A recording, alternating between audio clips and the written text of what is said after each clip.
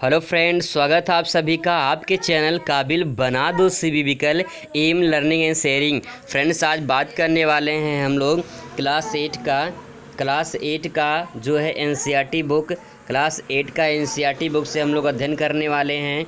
NCERT book से अध्ययन करने वाले हैं और ये चौथा लेसन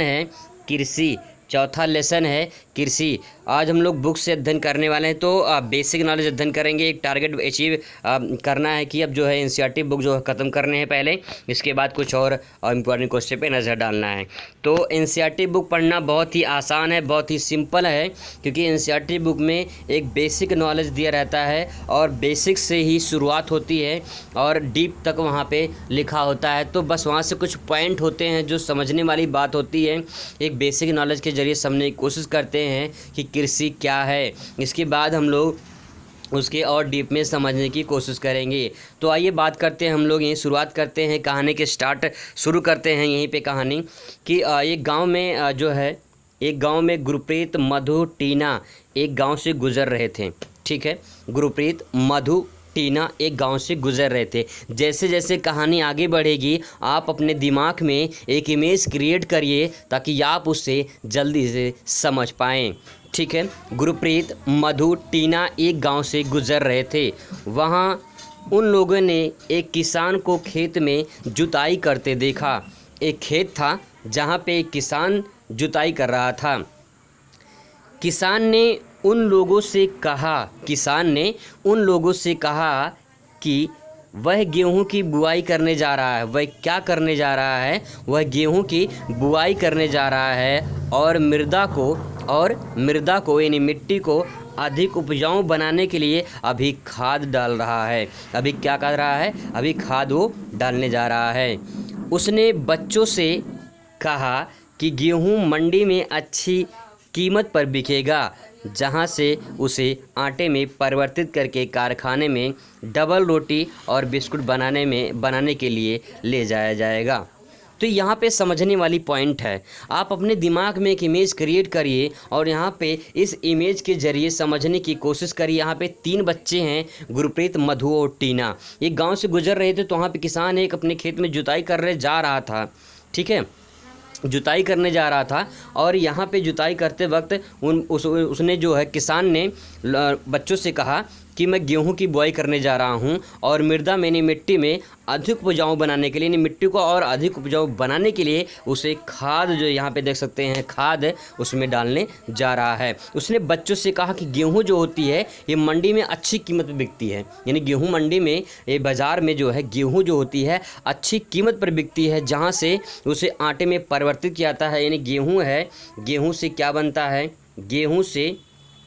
गेहूं से आटा बनेगा, आटा से फिर क्या बनेगा? रोटी बन सकती है। ठीक है, डबल रोटी और इसके बाद बिस्कुट वगैरह बनाने में मैदा, जैसे मैदे से और सारी चीज़ बनाने में यूज़ किया जाता है। तो गेहूं जो है एक तरह से आधारभूत उद्योग भी हो गया। ठीक है, तो कहानी यहाँ पे बस इतना समझ लीजिए। इस कहानी में जो ऊपर वाली कहानी में ये लाइन में कहा गया है कि जो है बच्चे जा रहे थे, बच्चों से जो किसान ने कहा कि मैं गेहूं की बुआई करने जा रहा हूं और इसके बाद मिट्टी को और जो है उर्वरा शक्ति बनाने के, उसको उर्वरा शक्ति बढ़ाने के लिए, उपजाऊ बनाने के लिए उसमें खाद डाल रहा है। यहाँ पे जैविक खाद भी डाल सकते हैं, रासायनिक खाद भी डालते हैं लोग। ठीक है, तो ज़्यादातर जैविक खाद डालने से ही जो है खेत की उर्वरा शक्ति बनी रहती है। आगे बढ़ते हैं हम लोग, जो अगला हमारा जो अगली पॉइंट है उसमें कहा गया है, पौधों से परिष्कृत उत्पाद तक रूपांतरण में 3 प्रकार की आर्थिक क्रियाएं सम्मिलित होती हैं। इसमें प्राथमिक, द्वितीय, तृतीयक क्रियाएं सम्मिलित होती हैं। पॉइंट को ध्यान से समझेंगे। पॉइंट में ये कह रहा है कि पौधे से परिष्कृत उत्पाद तक, पौधे से परिष्कृत मतलब कि उसको जो है फिनिश करके, ठीक है, फिनिश करके उत्पाद तक रूपांतरण में 3 प्रकार की आर्थिक क्रियाएं सम्मिलित होती हैं। इसमें प्राथमिक, द्वितीय और तृतीयक। अब देखते हैं कैसे। मैं आपको एक एग्जाम्पल के जरिए समझाने की कोशिश कर रहा हूँ।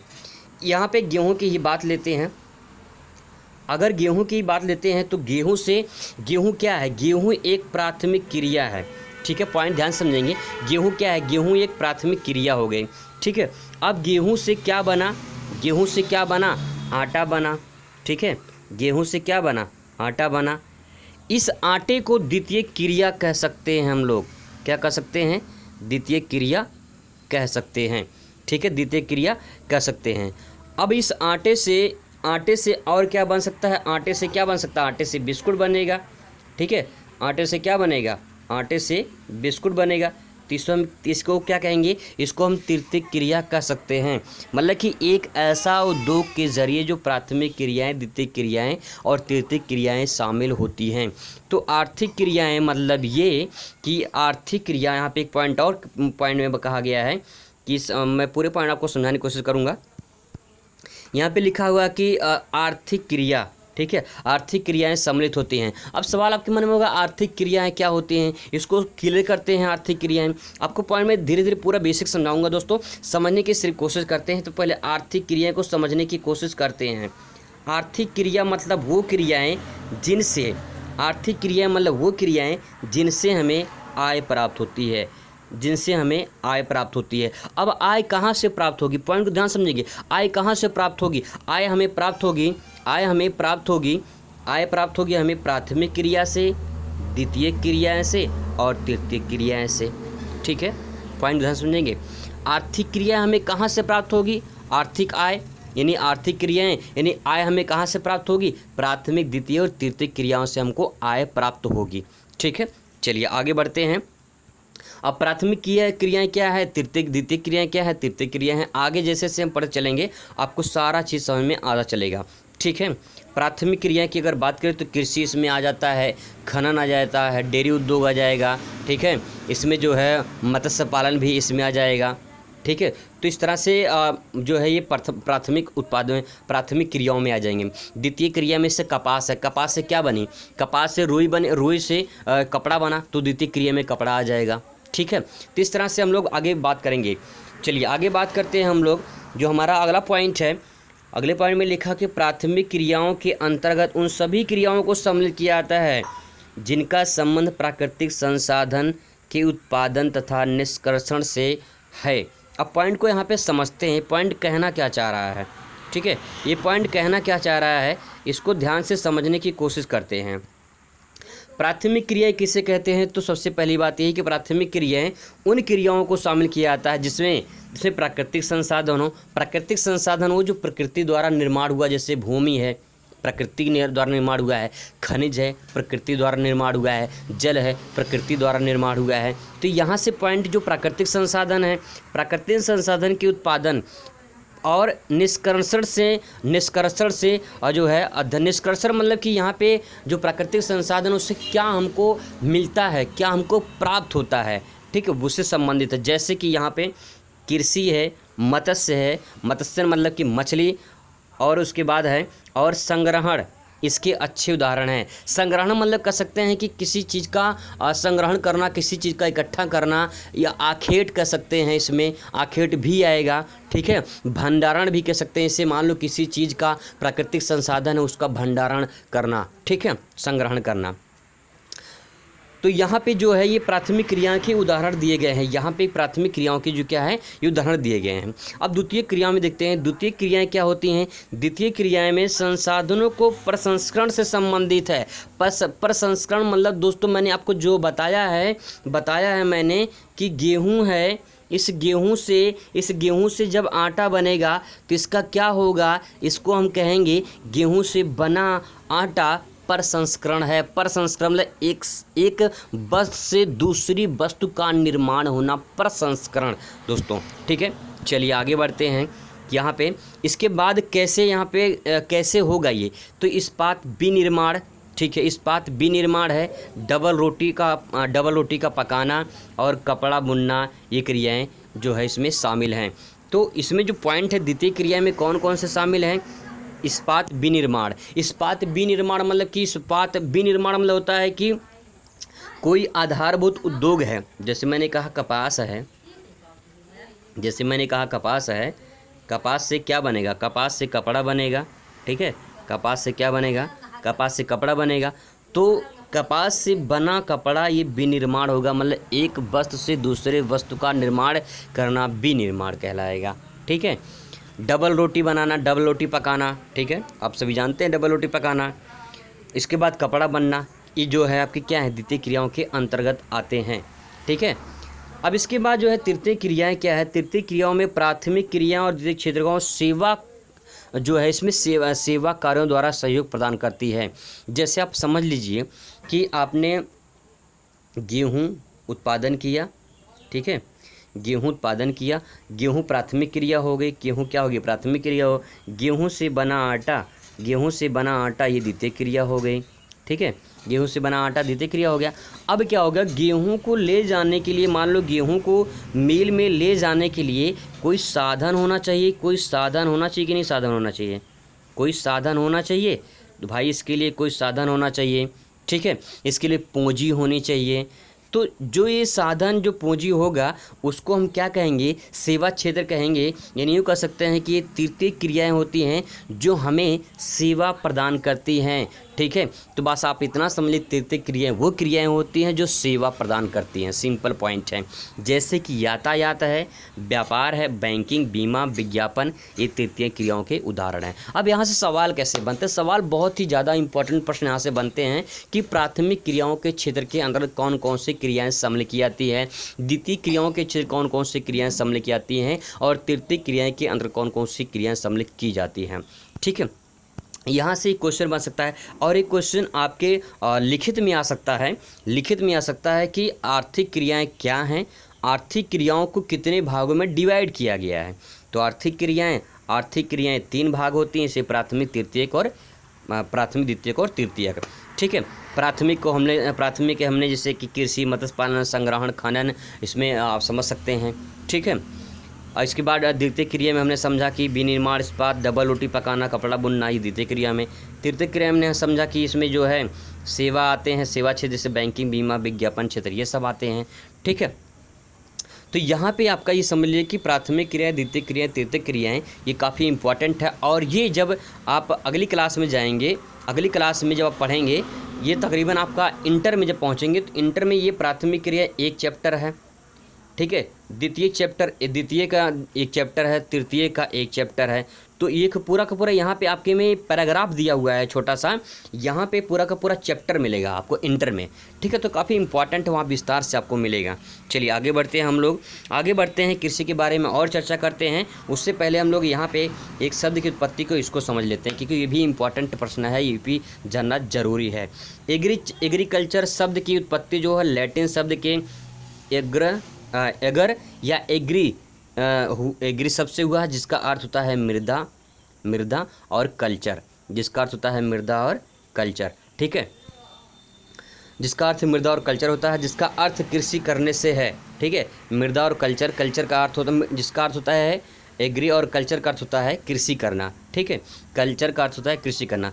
तो आप ऐसा समझ सकते हैं कि अगर इसको परिभाषा देना है एग्रीकल्चर का, यानी कृषि की अगर परिभाषा देना है, तो एग्रीकल्चर, यानी उसको इंग्लिश में एग्रीकल्चर कहते हैं। एग्रीकल्चर के शब्द की उत्पत्ति लैटिन शब्द से हुई है, जिसका अर्थ होता है एगर या एग्री, जिसका अर्थ होता है मृदा, और कल्चर का अर्थ होता है कृषि करना। यानी कह सकते हैं मिट्टी, मृदा पर कृषि करना, मिट्टी पर खेती करना, फसल उगाना, कुछ भी कर सकते हैं आप इसमें। ठीक है, चलिए आगे बढ़ते हैं हम लोग। अब नेक्स्ट पॉइंट जो हमारा पॉइंट है वो है कृषि एक प्राथमिक क्रिया है। कृषि क्या है, एक प्राथमिक क्रिया है। सिंपल पॉइंट है अभी फर्स्ट, जिसमें क्या है, कृषि प्राथमिक क्रिया। आप कृषि के किसे कहते हैं, सवाल आपके जहन में आने से कृषि है क्या, तो उसमें लिखा कृषि एक प्राथमिक क्रिया। इसमें फसल, फलों, सब्जियों, फूलों को उगाना और पशुधन पालन इसमें शामिल किया जाता है। इसे क्या कहेंगे, इसे हम कृषि कहेंगे। जिसमें विश्व में 50% लोग कृषि से संबंधित कार्यों में संलग्न हैं। ये काफ़ी इंपॉर्टेंट प्रश्न है, पॉइंट बी नोटेड। यहाँ पे इस प्रश्न को आप नोट कर सकते हैं। ठीक है, अंडरलाइन कर सकते हैं इस प्रश्न को कि विश्व में 50% यानी 50% लोग कृषि कार्य में संलग्न मतलब शामिल हैं। उसमें भारत का 2/3 जनसंख्या अब तक कृषि का पर निर्भर है। भारत का 2/3 जनसंख्या अब तक क्या है, कृषि पर निर्भर है। यानी कह सकते हैं कि भारत विश्व में जो है 50% तकरीबन, अगर डेटा अगर सामने अगर पूछता है एग्जाम में कि कितना परसेंट है, तो विश्व में 50% जनसंख्या किस में लगी होती है, कृषि कार्य में लगी हुई है। और भारत में 2/3 जनसंख्या, अब तक 2/3 जनसंख्या जो है 2/3 जनसंख्या कहाँ लगी हुई है? भारत के कृषि कार्य में लगी हुई है। ठीक है, चलिए आगे बढ़ते हैं। अगला जो पॉइंट है हमारा वो है कि अगला पॉइंट है कि अनुकूल स्थलाकृति मृदा जलवायु कृषि क्रियाकलाप के लिए अनिवार्य है। इस पॉइंट को ध्यान से समझेंगे, पॉइंट कहना क्या चाह रहा है। इस पॉइंट को ऐसे समझते हैं कि अनुकूल स्थलाकृति मृदा जलवायु कृषि क्रियाकलाप के अनिवार्य है। यानी यूँ कह सकते हैं आप कि कृषि को, यानी यूँ कह सकते हैं कि आप ऐसे समझिए, कृषि को प्रभावित करने वाले कारक हैं। ये क्या हैं? ये प्रभावित करने वाले कारक हैं। ठीक है, यानी कृषि को प्रभावित करने वाले कारक है कौन? स्थलाकृति मृदा जलवायु कृषि क्रियाकलाप के लिए अनिवार्य हैं। मतलब कि ये आपके कृषि कार्य के लिए होना चाहिए। तो कह सकते हैं कि कृषि जो है ये प्रभावित करने वाले कारक हैं। आप ऐसे सिंपल भाषा समझिए कि ये कोई एरिया है, यहाँ पे इस टाइप से कोई एक एरिया और है और इस टाइप से कोई एक एरिया और है। तो इसको हम क्या कहेंगे? इसको हम कह सकते हैं कि आपका ये एरिया जो है ये मैदान एरिया है। इसे हम क्या कहेंगे? इसे मैदान एरिया कहेंगे। ठीक है, इसे मैदान कहेंगे। इसे हम क्या कहेंगे? इसे हम पठार कहेंगे। इसे हम पठार कहेंगे। इसे हम पर्वत कहेंगे। ठीक है, इसे हम पर्वत कहेंगे। तो मैदान से ऊंचे उठे भाग जिसका ऊपरी सिरा समतल होता है उसे पठार कहते हैं, और पठार से ऊंचे उठे भाग जिसका ऊपरी सिरा नोकीला होता है उसे हम पर्वत कहते हैं। तो बस इतना समझ लीजिए कि मैदान पे जो कृषि जो है अधिक होती है, पठारी क्षेत्र पे कृषि बहुत कम होती है, जिसमें जो है चाय की फसल के जो है वो की जाती है पठारी क्षेत्रों में ज़्यादातर। ठीक है, पर्वतीय क्षेत्रों में कहीं कहीं पे पर्वतीय क्षेत्रों में जैसे कि कश्मीर घाटी में सेब की खेती की जाती है, इलायची खेती की जाती है, केसर खेती की जाती है।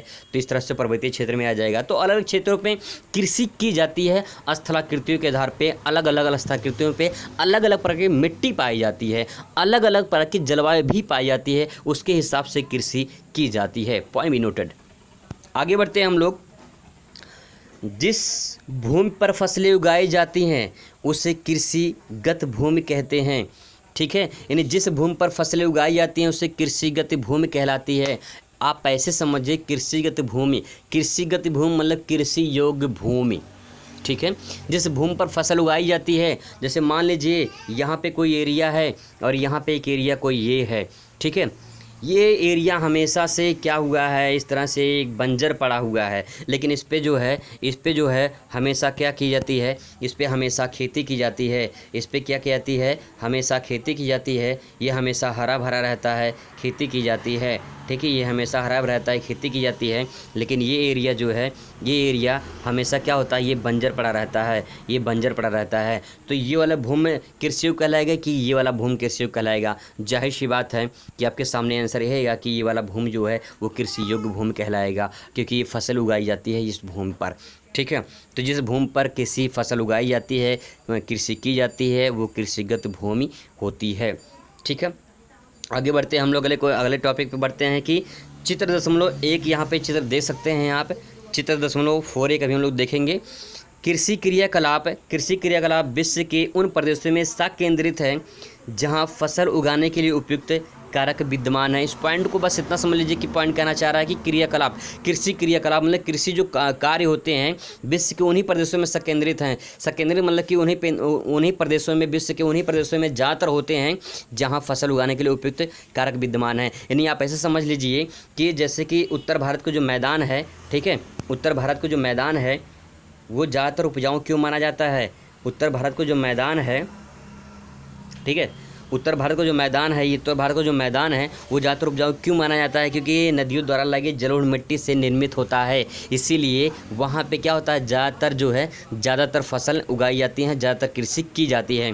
तो आप इतना समझिए कि विश्व की क्रियाकलाप मतलब कि उन्हीं प्रदेशों में संकेंद्रित है। यानी विश्व की कृषि ज़्यादातर उन्हीं क्षेत्रों में होती है, उन्हीं प्रदेशों में होती है जहाँ पर फसल उगाने के लिए कारक विद्यमान है, जहाँ पे फसल उगाने के लिए जलवायु अनुकूल मानी जाती है। बस पॉइंट यही इतना कहना चाह रहा दोस्तों। आगे बढ़ते हैं हम लोग। आगे जब बढ़ेंगे तो 4.1 पे जो हमारा फिगर कह रहा था, यहाँ पे इसको देख लेते हैं। यहाँ पे 4.1 फिगर देखने के लिए कृषिगत भूमि क्या होते हैं, कहाँ कहाँ पे कृषिगत भूमि ज़्यादातर पाई जाती हैं। तो विश्व को हम लोग मैप को देखेंगे और इसको समझने की कोशिश करते हैं कृषिगत भूमि का विवरण। आप यहाँ पे देखिए ध्यान से, जहाँ पे आपके ये ग्रीन सेक्टर दिख रहे हैं, ये वाले क्षेत्र जहाँ पे दिख रहे हैं, ठीक है, जहाँ पे ग्रीन सेक्टर ये पूरा दिख रहा है, यहाँ पे आपके नॉर्थ अमेरिका में यूएसए का पोर्शन कुछ यहाँ पे, और यहाँ पे कुछ जो है मैक्सिको के साइड में यहाँ पे देख सकते हैं, ठीक है, यहाँ पे ब्राज़ील का क्षेत्र देख सकते हैं, यहाँ पे जो है दक्षिणी अमेरिका के कुछ एरिया देख सकते हैं, और अफ्रीका में यहाँ पे कुछ एरिया देख सकते हैं, ठीक है, यूरोप के कुछ पोर्शन यहाँ पे देख सकते हैं, इंडिया का पूरा इंडिया, और यहाँ पे कुछ चाइना एरिया जो देख सकते हैं, जापान के साइड में कुछ देख सकते हैं, कुछ ऑस्ट्रेलिया के साइड में भी देख सकते हैं। तो यहाँ पे जो विश्व का स्तर पे जो है, विश्व के स्तर पे जो पॉइंट दिखा रहा है कि जहाँ भूमि होती है वो इस तरह से वितरण दिखाया गया है, ठीक है। इस संसार के नक्शे को आप देखकर बता सकते हैं जो है कि आप मैप जो है संसार के मैप को देखेंगे तो आपको समझ पाएंगे कि कौन कौन सा कंट्री कहाँ पे है। उसके हिसाब से आप अभी जो है आप जो है कॉन्टिनेंट को देखिए, महाद्वीप को देखिए, ठीक है। यहाँ पे आपका दक्षिण अमेरिका, ये उत्तरी अमेरिका, ये अफ्रीका महाद्वीप, और ये यूरोप, एशिया, ठीक है, ऑस्ट्रेलिया महाद्वीप। तो आप कह सकते हैं कि जो है यूरोप में, यहाँ पे देख सकते हैं यूरोप में सबसे ज़्यादा जो है कृषिगत भूमि है, ठीक है। इसके बाद जो है एशिया में भी आपको मिलेगा, यहाँ पे अफ्रीका महाद्वीप में मिलेगा, ठीक है। इसका उत्तरी अमेरिका, फिर दक्षिणी अमेरिका, ठीक है, ऑस्ट्रेलिया में इसके बाद आएगा। तो इस तरह से पॉइंट को समझ सकते हैं, काफ़ी इंपॉर्टेंट पॉइंट है यहाँ पे कृषिगत भूमि के लिए, ठीक है। अब जो है एक पॉइंट हम लोग यहाँ पे और डिस्कस करते हैं। इसके बाद जो है हमारा जो अगला टॉपिक रहेगा वो अगली वीडियो में, क्योंकि वीडियो ज़्यादा लंबा हो जाएगा तो थोड़ी सी परेशानी हो जाती है लंबा वीडियो, ठीक है, देखने में। तो बात करते हैं हम लोग यहाँ पे कुछ इंपॉर्टेंट पॉइंट है, ये जानना बहुत ज़रूरी है, ठीक है। जैसे हम लोगों ने एग्रीकल्चर का मतलब समझा था, वहाँ पे इस पॉइंट को ध्यान से देखेंगे तो एग्रीकल्चर जो लिखा हुआ है इसको ध्यान से समझने की कोशिश करते हैं। यहाँ पे ये वाला जो पॉइंट लिखा हुआ है, एग्री का अर्थ क्या होता है? एग्री का अर्थ हम लोग वहाँ पे देखे थे, एग्री का अर्थ होता है कृषि, ठीक है। एग्री का अर्थ होता है क्या? कृषि होता है, ठीक है। सॉरी फॉर दैट, एग्री का अर्थ होता है, एग्री का जो अर्थ होता है वो होता है मृदा, और कल्चर का अर्थ, एग्री का अर्थ होता है मृदा, ठीक है। एग्री का अर्थ होता है मृदा और कल्चर का अर्थ होता है कृषि। यहाँ मिस्टेक हो गया था, ठीक है, इसको सुधार लेते हैं, ठीक है। तो एग्री का अर्थ होता है मृदा, ठीक है। एग्री का अर्थ मृदा और कल्चर का अर्थ होता है कृषि करना, मतलब अलग अलग प्रकार की मृदा पे जो कृषि की जाती है। अब यहाँ पे कुछ पॉइंट हैं कि एग्री शब्द का जो अर्थ होता है वहाँ पे हम लोग मृदा समझे थे, तो यहाँ पे कुछ और पॉइंट है, सेरी है, पीसी है, बिटी है और हर्टी है, ठीक है। तो यहाँ पे हम कह सकते हैं कि सेरी कल्चर, पीसी कल्चर, बिटी कल्चर, हर्टिकल्चर, यानी जैसे एग्री का अर्थ होता है मृदा ना, मृदा होता है, वैसे ही सेरी, पीसी, बीटी, हर्टी का क्या अर्थ होता है। ये काफ़ी इंपॉर्टेंट पॉइंट है दोस्तों, इसको समझने की कोशिश करते हैं हम लोग। चलिए एक बात करते हैं हम लोग यहाँ पे एग्रीकल्चर की। एग्रीकल्चर आप समझ चुके हैं, एग्रीकल्चर, एग्री का अर्थ होता है मृदा, कल्चर का अर्थ होता है कृषि, यानी मृदा पे जो अलग अलग प्रकार की कृषि की जाती है। एग्रीकल्चर का अर्थ होता है कृषि, ठीक है, हिंदी पूरा उसका अर्थ हो जाए कृषि। मृदा की जुताई, फसलों को उगाना, पशुपालन का विज्ञापन एवं कला, इसे खेती भी कहते हैं। तो यहाँ पे जो पॉइंट कहना चाह रहा है एक लाइन में, वो यही कहना चाह रहा है कि मृदा की जुताई, फसलों को उगाना, यानी मिट्टी की जुताई कर उस पर विभिन्न प्रकार के फसलों को उगाना, और साथ साथ इसके पशुपालन भी कृषि के अंतर्गत आता है। जैसे कि आप कह सकते हैं कि मुर्गी पालन कर सकते हैं, ठीक है, मुर्गी पालन कर सकते हैं, सुअर पालन कर सकते हैं, ठीक है, सुअर पालन भी कर सकते हैं, इसे मत्स्य पालन भी कर सकते हैं। तो ये आपके जो है पशुपालन के अंतर्गत आ जाएंगे, ठीक है। विज्ञान और कला का क्यों जोड़ा गया है यहाँ पे? क्योंकि कृषि जो होती है विज्ञान, एक टेक्नोलॉजी विज्ञान पे ही आधारित होती है, और कृषि जो है कला भी है दोस्तों, ठीक है। तो इसलिए विज्ञान और कला जोड़ा गया है। इसके बाद इसे खेती भी कहते हैं, खेती मतलब इसे कृषि, यानी जो है कहते हैं कि इसे खेती करना कहते हैं। कृषि को हम क्या कहते हैं कि खेती करना, एक देहाती भाषा में कहते हैं अपने, खेती करना, ठीक है। तो यहाँ पे एग्रीकल्चर का अर्थ होता है कृषि करना। अब बात करते हैं अगले पॉइंट में। अगला जो पॉइंट हमारा वो है, अगला पॉइंट है सेरीकल्चर। सेरी मतलब होता है रेशम, ठीक है। सेरी मतलब क्या होता है? रेशम उत्पादन। सेरीकल्चर मतलब रेशम उत्पादन कर सकते हैं इसको। अब रेशम उत्पादन को अगर समझने की कोशिश करते हैं तो रेशम उत्पादन ऐसे है कि रेशम जो होता है, रेशम के कीटों का वाणिज्य पालन, ठीक है, यह कृषि की आय में पूरक हो सकता है। अब इसको समझते ही कहना क्या चाह रहा पॉइंट यही कहना चाह रहा है कि रेशम के कीटों यानी रेशम के कीटों का जो वाणिज्य पालन होता है, रेशम जो कीटों से जो पालन करके रेशम उत्पादन किया जाता है, वाणिज्य पालन मतलब होता है, वाणिज्य मतलब कि व्यवसायिक कह सकते हैं आप, ठीक है, व्यवसायिक कह सकते हैं, इसको व्यापारिक कह सकते हैं, क्योंकि व्यापार के लिए किया जाता है, व्यवसायिक के लिए किया जाता है वाणिज्य, ठीक है, वही सिंपल पॉइंट है। तो रेशम कीटों को जो पालन किया जाता है वो व्यवसायिक होता है, वाणिज्य होता है, व्यापारिक होता है। यह कृषि आय का पूरक हो सकता है। कृषि आय का पूरक मतलब कृषक आय, मतलब कृषक आय यानी जो खेती करने वाला है, जो कृषक वाले जो किसान हैं उनके आय में पूरक मतलब उनकी आय में बढ़ोतरी का काम कर सकता है, उनके आय में जो है एक तरह से बेनिफिट का काम कर सकता है आपका क्या, सेरीकल्चर। तो कभी कभी एग्जाम में पूछ सकता है, यहाँ पे एग्जाम ऐसे पूछ सकता है कि सेरीकल्चर क्या है। सेरीकल्चर मतलब कि रेशम उत्पादन, ठीक है, इतना आप समझिए, रेशम उत्पादन, सेरीकल्चर। इसके बाद बात करते हैं पीसी मतलब मत्स्य पालन, पीसी कल्चर मतलब मत्स्य पालन, यानी विशेष रूप से निर्मित तालाबों और पोखरों में मत्स्य पालन जो होता है उसे पीसी कल्चर कहते हैं। तो यहाँ पे सवाल जो बनकर सामने आ सकता है कि पीसी कल्चर किसे कहते हैं, पीसी कल्चर पूछ सकता है सवाल में, पीसी कल्चर किसे कहते हैं, आप पीसी कल्चर से आप क्या समझते हैं। तो पीसी कल्चर मतलब कि मत्स्य पालन, पीसी कल्चर मतलब क्या होता है, मत्स्य पालन। ये विभिन्न प्रकार के तालाबों में, पोखरों में जो है मछली पालन किया जाता है। अब बात करते हैं अगला जो पॉइंट हमारा है, अगला जो पॉइंट है वो पॉइंट है विटीकल्चर। विटीकल्चर मतलब कि द्राक्षा कृषि, द्राक्षा जो है दोस्तों, द्राक्षा मतलब कि अंगूरों की जो खेती की जाती है उसे द्राक्षा कहते हैं, ठीक है, यानी अंगूरों की जो खेती की जाती है उसे क्या कहते हैं, उसे हम द्राक्षा कहते हैं। यानी विटीकल्चर मतलब कि अंगूरों की खेती करना ही विटीकल्चर कहलाता है, ठीक है। इसके बाद है हार्टिकल्चर मतलब उद्यान कृषि मतलब वो जो बागानों में की जाती है, बगीचों की तरह की जाती है, ठीक है, जैसे कि सब्जियों, फलों या फूलों की जो है खेती होती है उसको क्या कहते हैं। ये भी वाणिज्य होती है, ये भी व्यवसायिक होती है। फलों, सब्जियों और फलों खेती क्या होती है, वाणिज्य होती है, व्यवसायिक होती है, ठीक है। तो यहाँ पे पॉइंट आपके सामने यही था कि यहाँ पे एग्रीकल्चर मतलब कृषि उत्पादन संबंधित पहला पॉइंट, सेरीकल्चर मतलब कि रेशम उत्पादन दूसरा पॉइंट, और पीसी कल्चर मतलब कि जो है पीसी कल्चर मतलब मत्स्य, और विटीकल्चर मतलब द्राक्षा यानी अंगूर की खेती, और हार्टिकल्चर मतलब कि उद्यान यानी बगीचों में जो बागानों में किया जाता है इससे कि सब्जियों, फूलों और फलों की उगाना, ठीक है। तो यहाँ पे दोस्तों आज हम लोग यहीं पे इसको अध्ययन करते हैं। इसके बाद जो हमारा अगला टॉपिक रहेगा वो रहेगा कृषि तंत्र के बारे में हम लोग समझने की कोशिश करेंगे और बेहतरीन तरीके से बेसिक से डीप तक समझने की कोशिश करेंगे। दोस्तों आपसे मुलाकात होगी अगली पॉइंट पर, अगली वीडियो में कृषि तंत्र पर। तब तक ले दोस्तों खुश रहिए, मस्त रहिए और ज़िंदगी में स्वस्थ रहिए। धन्यवाद।